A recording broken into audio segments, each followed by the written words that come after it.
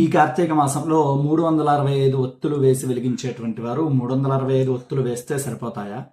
లేక ప్రతిరోజు దీపానికి గుర్తుగా చేస్తున్నాము కదా, 730 వెయ్యాలా? లేదంటే 1095 వెయ్యాలా? రోజుకు 3 ఒత్తులు చొప్పున వేసుకుంటే అని చెప్పి చాలామంది అడుగుతున్నారు ఈ ప్రశ్నని.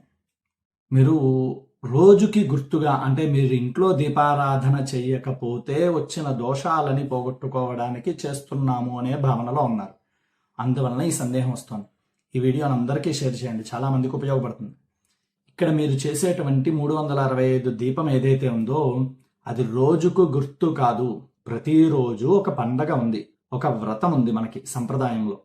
ఆ వ్రతాలు నోచనందుకు, అన్ని రకాల నోములు మనం చెయ్యలేము కాబట్టి అవి చేసిన ఫలితము మనకు లభించడానికి గాను ఈ 365 ఒత్తుల దీపం వెలిగించడం అనేటువంటి సాంప్రదాయం వచ్చింది. ఇది తెలియక ప్రతిరోజు దీపం పెట్టకపోయినటువంటి